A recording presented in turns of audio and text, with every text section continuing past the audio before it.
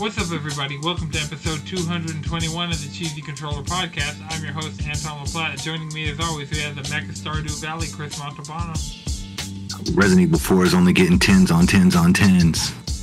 And we got the most degenerate squids in the sea, Jalen Roberts. Two of the most highest reviewed games this year were on the GameCube. The children yearn for the cube. We got a jam-packed episode for you guys this week. We're going to be talking about Halo Infinite, Diablo IV, Exoprimal, Soul Hackers, and PC BIOS problems. It's a struggle. Alright, so I got a couple things that I did that are, well, let me get my mic over here. I did a couple let us hear you. That were very gamer-like over the past couple days. This weekend, as of recording, our two betas are up. The Exoprimal beta, which is like they really didn't want to do Dino Crisis, so they did, and they really wanted to do Lost Planet. It was like right. It does feel like Lost Planet. Lost Planet 2 had some of the best Capcom multiplayer ever. And seeing them come back to it a little bit with Exoprimal, no, all the way in. The only difference is instead of giant like bug alien things, it's just dinosaurs. The Triceratops is a huge ass tank that is just like there are like all the little swarmers are just raptors. Well, it's more the reason why I don't fully call it Lost Planet 2's multiplayer, because Lost Planet 2 had like set piece things that Exoprimal currently doesn't have. Well, I mean, they're like set pieces. So one of the Rupee's friends, Oliver, we were playing with him, and there is a set piece in the city. So we thought it would be running the same mission over and over because they say there's only one mission, but I guess they mean you're just doing one mission because first of all, this beta is fully crossplay. So that's cool. Sick. It has you link your Capcom ID. Mine was already linked because of the Street Fighter 6 beta. So, but you get in, you load in. It has 5 people. The game is in like a news report. It starts off in like the format of a news report, and then it goes to like commercials, and then it goes to you in training. And so, the presentation of the game, I think. It feels like a next-gen game. It feels like this is a PS5 game. And I know 2 years into the life cycle, we'd be hoping that, every game that comes out is like a next-gen gaming. Right, but that's not the case. So no. I mean, because for a while they were still having to put things on last gen just because it was hard to get. Or even if they already just planned on putting it on there. Right. But like hard to get just the next gen in general. Well, I mean, PlayStation, they did Gran Turismo, Horizon, and God of War. All of those were cross-gen. So it's like they're big games, big new AAA like tentpole things. Like the fact that God of War was cross-gen said a lot about how PlayStation. And I mean, it makes sense. The PS4 is still one of the best-selling consoles of all time, and it's only last gen. It's not like it's the PS2 and they're putting out a 2023 game on the PS2 because there are millions of PS2s out there. It's just last gen. There's still people on PS4 who haven't been able to get a PS5, and I mean the shortage has been alleviated significantly. I think we're to the point where you can just go on Amazon and order one if you want one. So I've seen them in Target. I still haven't seen one in wild. Person. Yeah, I still haven't seen one out in the wild. Really? Yeah. I swear to God, I've seen a family buy one and they like triple bagged it so no one would see it. And I was like, it's still like that out here? Yeah, I mean, that's just how people are. Like, if you buy something giant, like, if you buy a TV, you break down the box and put it in the recycling. You don't sit. That's true. You don't leave that box. Right. I mean, unless you're asking for something. But I mean, I feel like even TVs, like if your TVs have gotten so homogenized. Like Mm-hmm. a 55-inch TV hasn't been a flex in like a decade. Yeah, you really got to read the words on the box. Like, it's got to be like 4K, LG, OLED, LG SC2 or whatever, and then be like, now that's a $3,000 TV. Yeah, it's just an LG C series box. I mean, maybe you're not gonna steal somebody who has a Fire Stick TV that was like $300 for that's 55 inches. Right.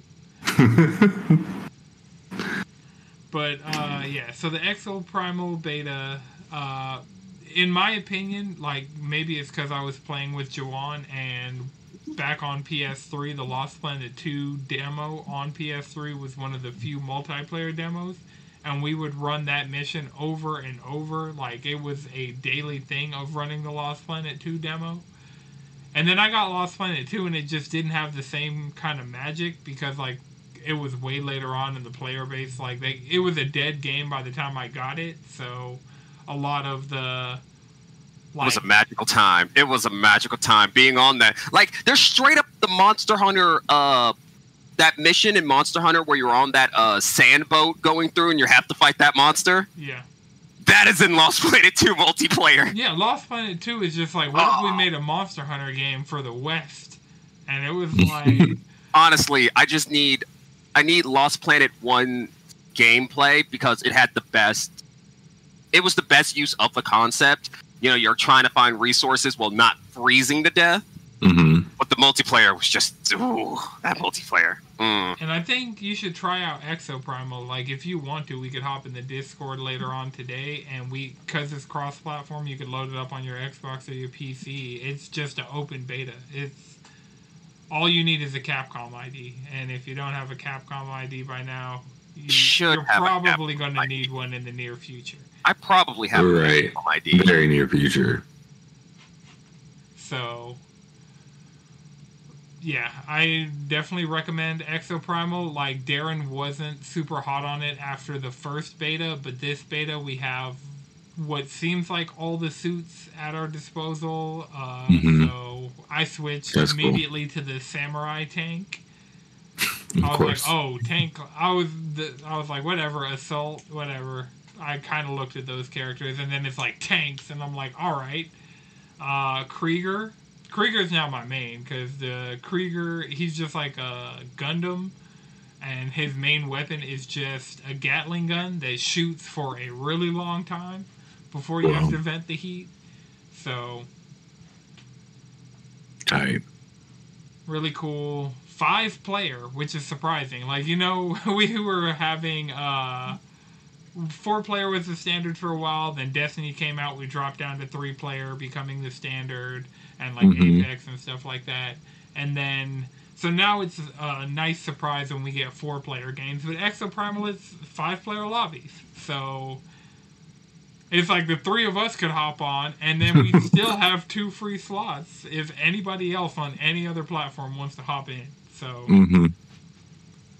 it's a beautiful thing. See, that's what we need. None of that 3-player bullshit. Yeah. That is bullshit. I mean... Are free groups just in odds? In most places? Like, that's why they do the 3? Well, it seemed like the player data they were getting was people were... Like, you'd have the option to be 4, but it'd be 3 people. Oh. So... And I know... So, and now a lot of games, because... And working the other way, if you're playing a 6v6 game and you cut that in half, that's 3v3. 3 and 3, yeah. So 3, it works. It's not ideal. It's not for every game. Like, games are coming out and it's like, oh yeah, 3 is the standard. No, 4 should be the standard. And like used to be the standard. Right, 4 definitely used to be the standard, but when 4 was the standard, people were only using 3. But there were, if the majority of people are using 3, there's still that percentage of people that are using 4. Yeah. And I mean, but then also another thing about it is some of it's the fact that people were using 3 because they were waiting for their 4th to get online. Yeah. Yeah. Because a lot of those 3 parties, an hour later, turns into 4. Like, the amount of times that one of us would show up late. To Apex, especially? Oh, my fucking God. If I saw y'all on Apex, and you were like, oh, yeah, we're on 3s on Apex, I'm like, okay, I'm not playing then. Yeah, and I mean, I feel that, I think Wolong is 3 players. Well, I know Wild Hearts is 3 players, and I'm like, Monster Hunter, we fill up 4-player lobbies. Like, we are asking for 16-player lobbies back in Monster Hunter. How much would they have to buff the monster just to be able to take 16 people just going hands? Like, it'd be 4 in a hunt, but the session, like, the lobby would be, the instance of, like, the Gathering Hub would be 16 players. And so you could just leave that open, and we could have 8 people, like, splitting up into groups of 4, but would be in the same session. So it'd be like, I'm posting this. Who wants to hunt this with me? And those 4 people that need that go one way, and then the 4 people who don't need that could go do something else.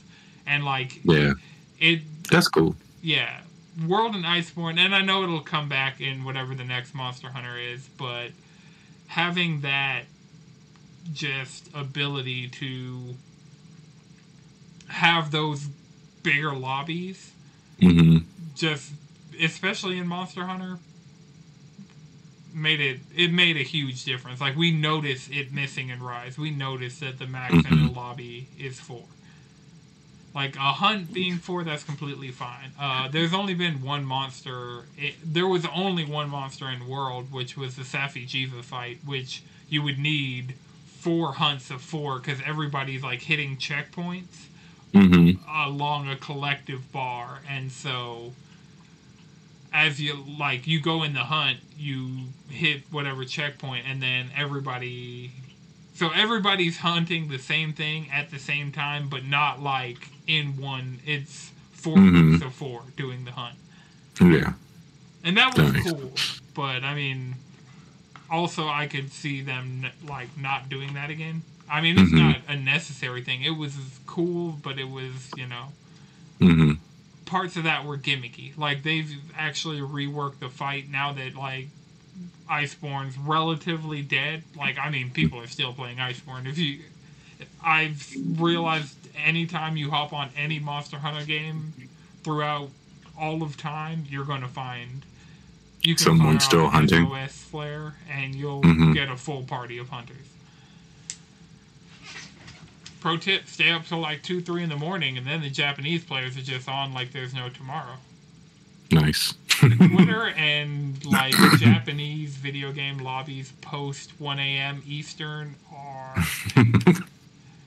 magical places. But yeah, the other beta I got, which I got to let you guys know how I got this beta, because it was real gamer influencer moves on my part. It wasn't even intentional, but I was just like... Because I've been like, I'm going to try and chronicle more of my gaming on Twitter, because that'll help me keep track of what I'm doing and, like, what I've played, just because, like, I feel like my volume of gaming is going back up. So I've been using Twitter to try and chronicle it more. So I tweeted, I was listening to the Jeff Gerstmann Show podcast, and he was talking about how he had to order KFC delivery to get a Diablo IV early access beta code. And, like, so one way you can get in is you can pre-order the game. Another way to get in is, like, they've had streams that you can watch and get a beta code. But I was like, I don't have time to watch a stream. I don't feel like ordering KFC. I'm definitely not pre-ordering this game, but I would like to play the beta. So I just tweet, what's the best way to... what is the game? Diablo IV. Alright. Well, yeah, I just tweeted, what's the best way to get a Diablo IV beta code, and got no responses, whatever. Just completely forget about the tweet. Then Twitter Gaming, like the official Twitter Gaming profile, replies, do you still need a beta code? Eyes emoji. And I was like, yes, I do. And so I get DM the code. I go redeem the code on my phone. Select the PlayStation version. I have the PS5 beta installed. I played Exoprimal with Darren and Jawan and Oliver for I'd say probably like hour and a half, 2 hours. Mm-hmm.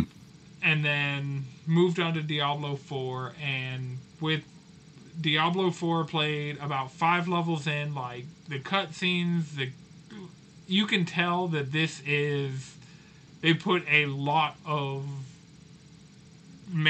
hours, like work hours into burning through employees off that fucking game. Right. The thing is, like, I know crunch, like, the conditions. That's part of the reason I don't want to pre-order this game and, like, buy this game sight unseen. Weirdos in the development. Like, one of their ex-lead was a fucking weirdo. Well, yeah, the reason they renamed McCree is because that guy... Like, no, that's not the same guy. Well, that's not even the same guy. But the McCree guy, the last thing he was working on at Blizzard was Diablo 4.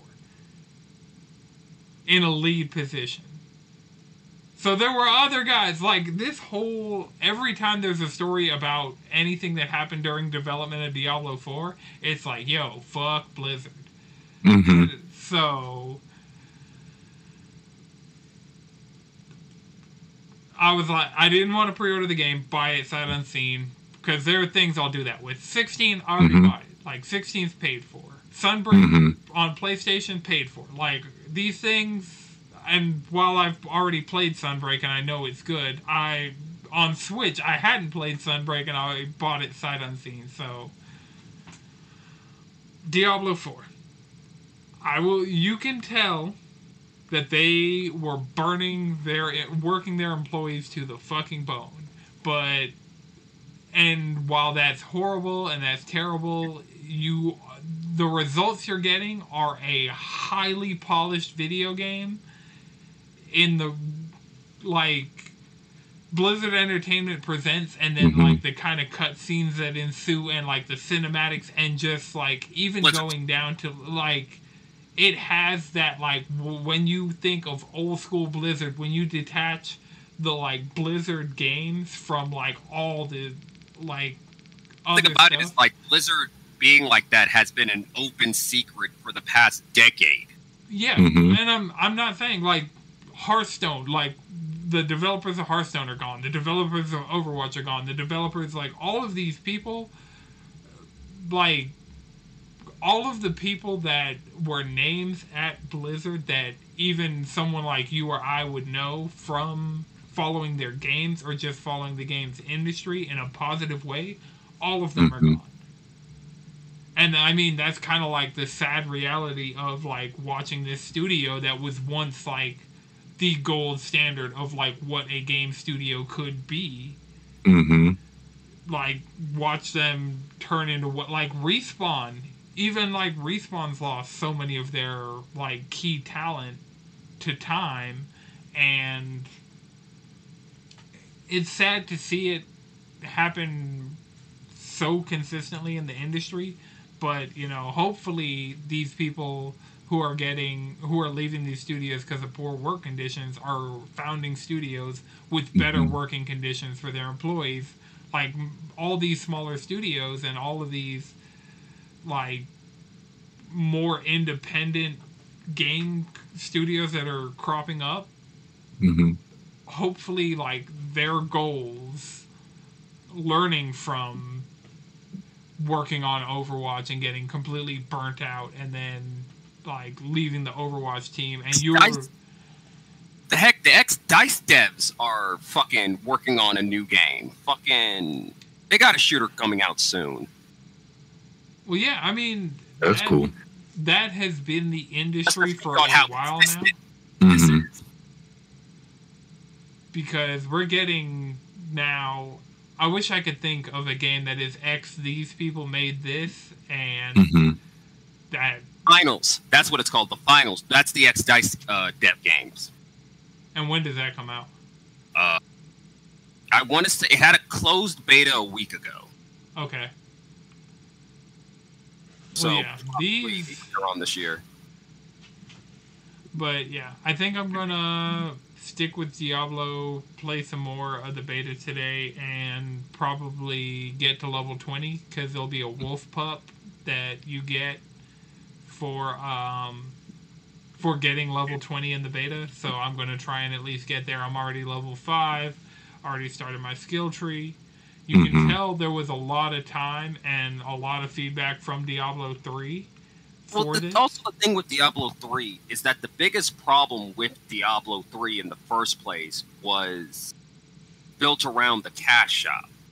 Yeah, but they kind of left that behind by the time it made it to PS4. The iteration of Diablo I played didn't have those issues with it by the time I even started that game.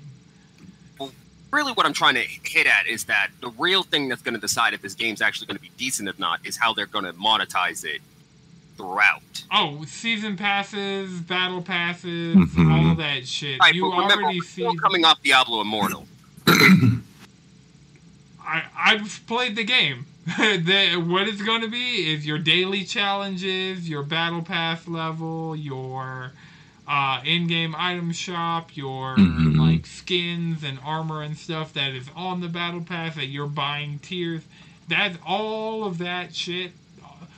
Overwatch 2 is the answer. You know, because they could easily just because in the Diablo 3 beta the cash shop wasn't in there. Well, I mean, none of this stuff is in there, but if you look at, like, because they're trying to get you to pre-order the game, and if you look at the deluxe edition, it's like first battle pass, and that's what we know of. I'm saying the game can come out and be so much.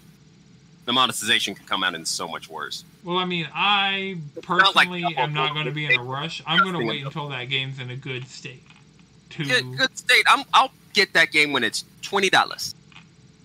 Yeah, that sounds like a good price with everything. Lately. $20. But there also might be a free-to-play version, just judging by what they did with Overwatch, because Overwatch 2 was going to be paid until the 11th hour. And they still got the people they could get to pay for that. So. Yep. But Diablo is on a different pricing structure altogether, because Overwatch 2 was $30, the people they got to pay for it. Diablo is $60 minimum and like $110, I think it goes up to, so. But outside of all of the monetization and everything, it's fun. I enjoyed Diablo 3 immensely. I didn't want to get 2 because even though 2 is still the best one until I put my hands on 4. Well, 2 is the best one. I'm talking about the 2 remake master or whatever the hell they did, and all the reviews out of it were just like, no, this ain't it. And that was at the peak of Blizzard, like, fuck Blizzard, I'm not buying any of your stuff. Actually, I'm not surprised because none of the Blizzard remakes have actually been good. Like, the Warcraft 3 remaster, that's even fucking worse. Yeah, that seems to be, like, the bottom of the barrel. So, that is the Master Chief, that's Blizzard's Master Chief Collection. Master Chief Collection's good now. They never went back and fixed Warcraft 3 Reforged. 343 is still actively putting out content for the Halo. It took years for them to actually fix the Master Chief Collection. Yeah, like 6+. Like by the time they didn't actually start fixing the Master Chief Collection until well after Halo 5 was out. That's true. Right. And it was because people didn't like Halo 5 and really just wanted to play the Master Chief Collection. Which I don't blame them. I do not blame them. I wish it were like the anti-cheat's not compatible with the Steam Deck, but I would 100% just keep the Master Chief Collection on my Steam Deck. It's a good time. I mean, I keep it on my computer, so if honestly, I really need to boot up Master Chief Collection, it's on my PC. Honestly, I think I'm just gonna pull out my CD, get a CD drive, and just put in my copy of CE, and just get on with my life. Just do it. Alright, so we talked about Exoprimal, we talked about Diablo. Right before that, I wanted to shout this out. Well, I don't even know, not shout this out, but like bring attention to this. Lance Reddick passed away yesterday at the age of 60. Like a lot of iconic roles throughout the years, but to me, that like Commander Zavala. Like we would be playing I remember playing Beyond Light, and we were using the darkness powers, and we're like, Zavala would not be happy about this. Zavala's not happy about this. And oh, like, God. because I was a Titan, like I'm a Titan main, like Zavala has been my vanguard since day one, and like there were narrative things around like Cade not being there, Nathan Fillion leaving the game, but like Lance Reddick passing away, like the game will never be the same. Like Zavala narrating you, we stepped into the war with the Cabal. All on Mars. The greatest Destiny copy pasta. So, like Lance Reddick, rest in peace. You will always be iconic and remembered for the role you played. Like, he touched the lives of millions. Like, Destiny is one of those games, and he has been Zavala since day one of Destiny 1, all the way through. And, like, I went and I took a picture with him in the tower, and hopefully they put a memorial up to Lance Reddick. Fanbase has been doing that, just going on to pay respects to the... And Destiny, like, it was a tall ask, because I booted up Destiny for the first time since Lightfall came out, and they had me play a mission that was Lightfall? over... No, wait, Witch Queen, boy.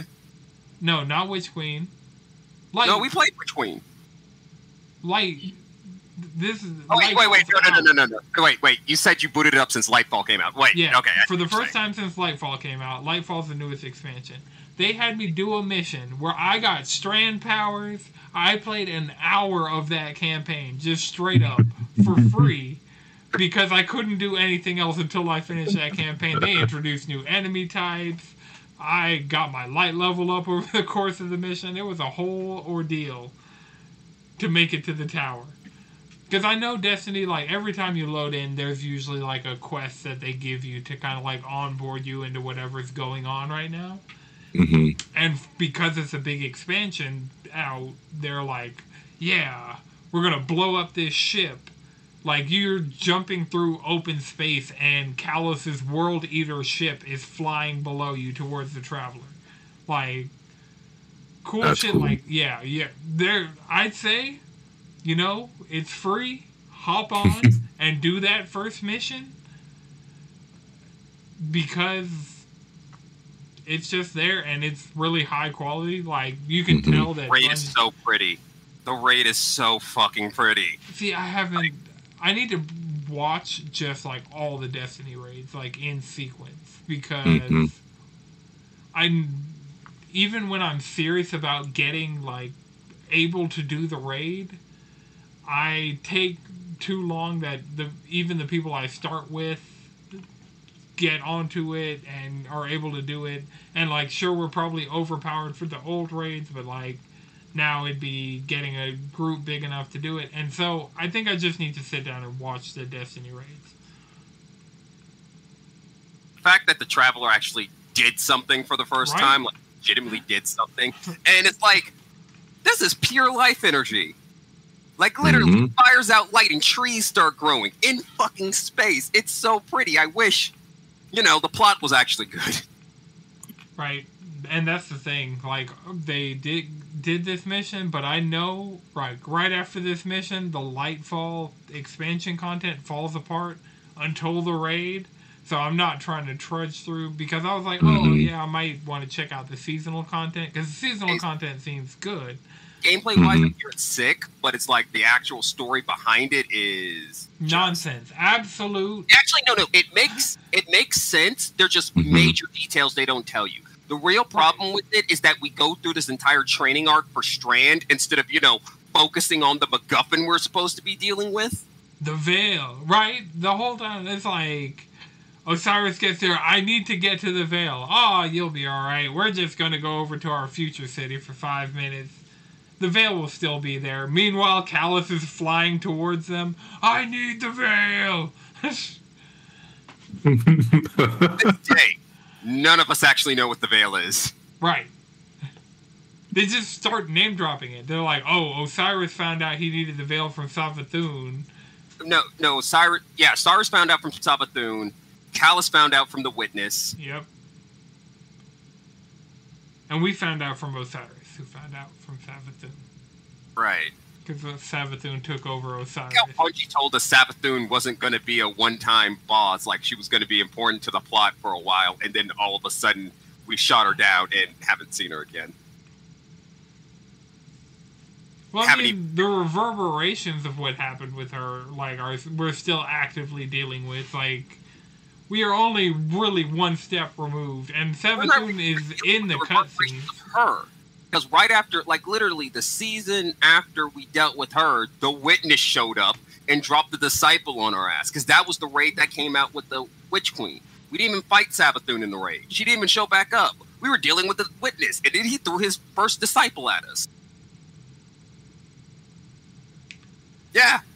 Yeah, I mean, Destiny, it will always be a lot, and it'll always be, like, there. The problem with Destiny's storyline, outside of Witch Queen, Forsaken, Taken King, and Beyond Light, specifically, because those are, like, where the story was actually decent, is really just the fact that what we're involved with is really bare bones.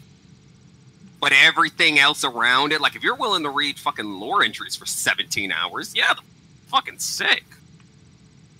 But everything you're involved with, not so much. All right. And heck, it's not even, and we only got one new enemy type in Lightfall. Yeah. Only one actually new enemy type. Yeah. Now, the enemy type is a fucking monster. Yeah. They're tormenting a minute.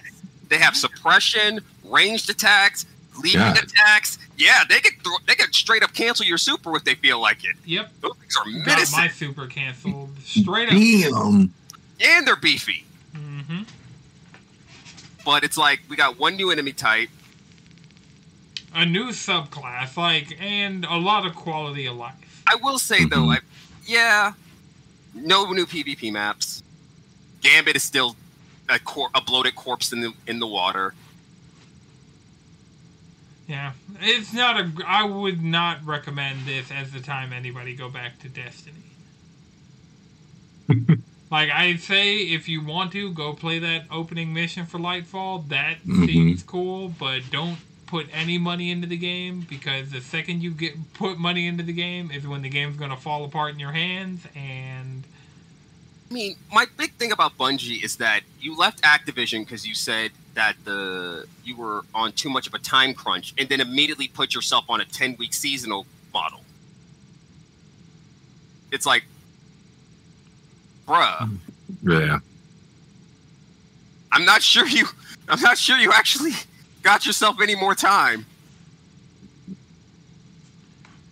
But I mean, at least, and Sony's bought them since, so they're at least in a better spot financially. Yeah. But I'm not sure temporally. Yeah, that's true. That's because that's the Destiny problem. Temporally, they're having problems. Yeah. And we could tell that it was always temporally, because what's Anna Bray's? No, not Anna Bray's. What's the other Bray sister's name? Whatever. Since Destiny 1, the answer has always been no time to explain. Is temporally a real word? I just keep thinking of fried shrimp.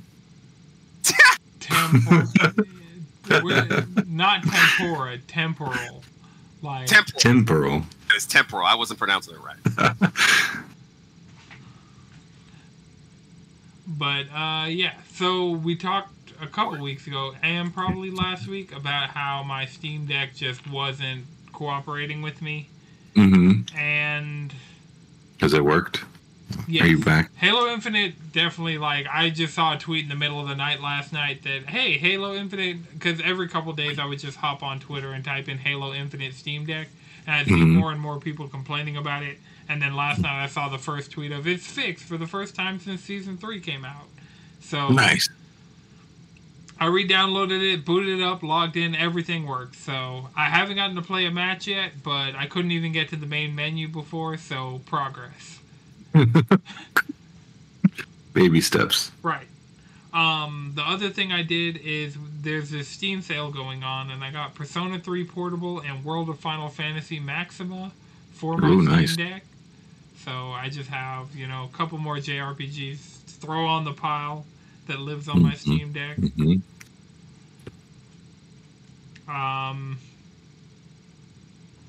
To that Steam sale, I picked up a shooter bundle.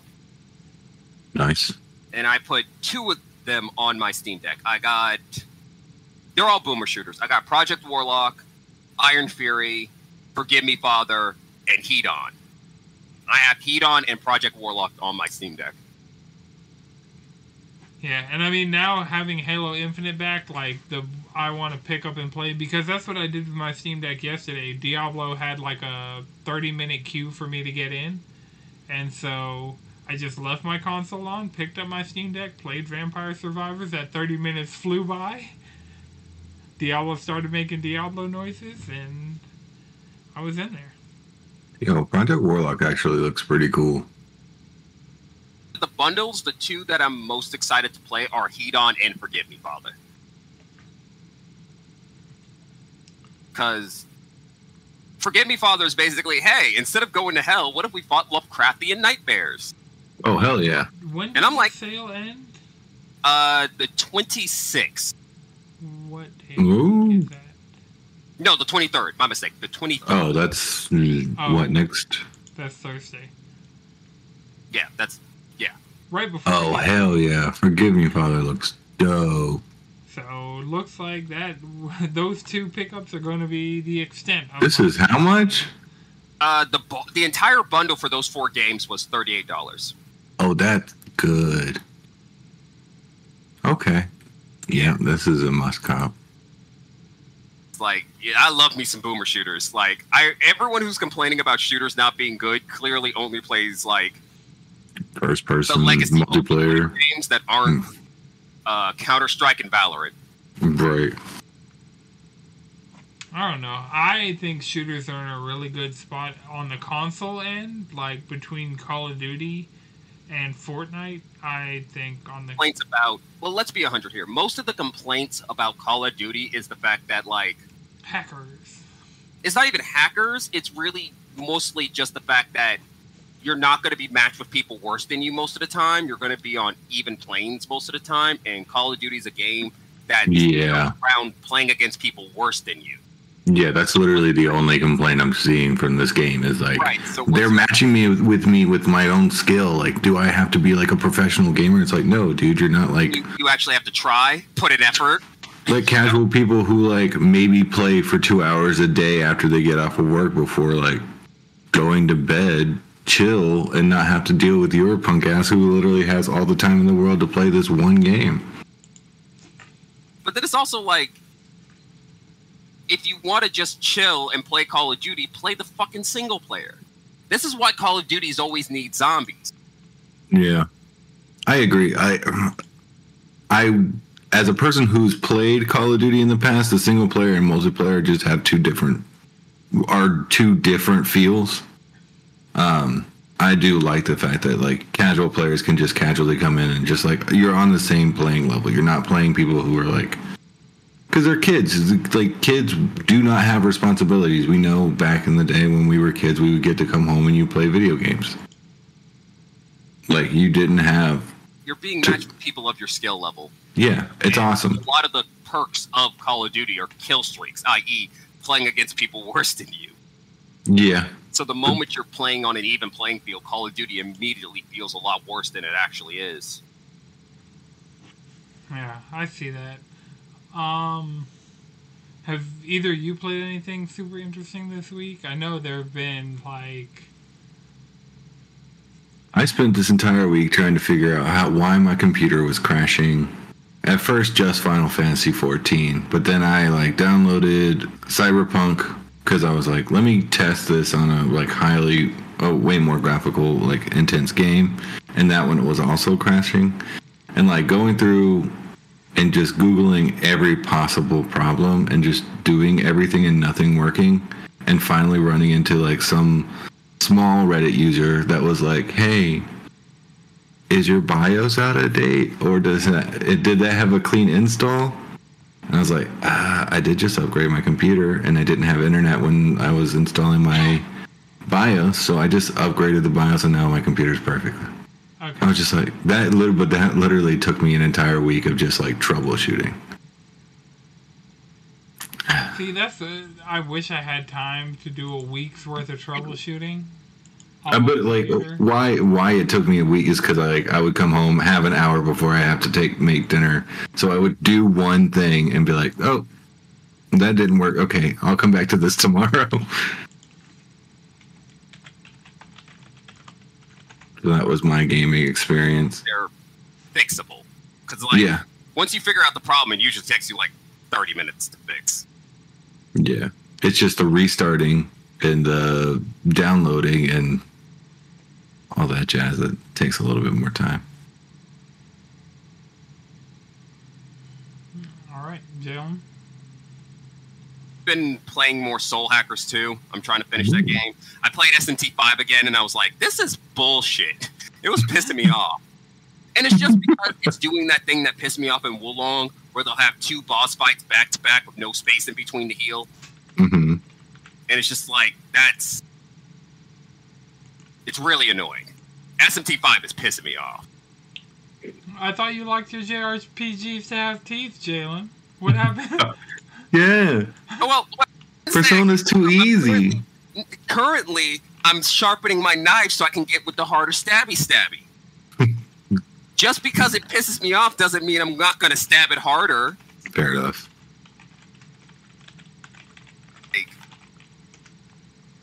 Come on.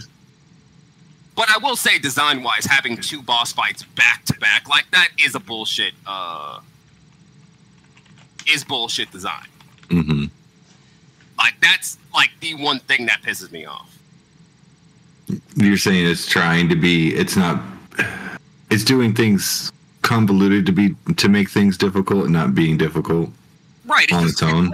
It's 2 boss fights back-to-back. Yeah. It's like the first fight being an actual boss fight is a hard resource drain because it's a fucking boss fight, and then immediately having to go to another boss with a bigger health bar directly after is bullshit. That's always going to be design bullshit. It doesn't matter if Wulong does it. It doesn't matter if Elden Ring does it. It doesn't matter if SMT does it. Mm-hmm. It's bullshit. It is bullshit. That's just bullshit design. Like giving a boss a one-hit kill move. Yeah. You should never do that. I'm still going to kill that bitch and piss in its eyes, but, it doesn't. God damn. There's 3 of them. It's fine. I got enough coffee. But first, I got to finish Soul Hackers. Because the story of Soul Hackers is more enjoyable. This is the thing about SMT games. Is that, 3 and 5 specifically, is that the characters you're interacting with are very bland. And not that memorable. Yeah. 4 is the best one. 4 is the best one. Soul Hackers looks like it's got a lot of personality. It's a lot of fun. A lot of personality. And you can go drinking with them. Because we're adults. You can go to the bar and hang out. I might play this game. And that's a mechanic. It's on Game Pass. Yeah. Oh, hell yeah. I'm definitely going to play this game. It has a PC version, but I don't see why it wouldn't.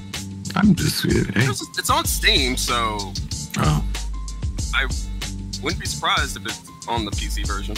Right. Okay. Mm-hmm. Well, does anybody have one more thing before we... Guilty Gear. Blizzard.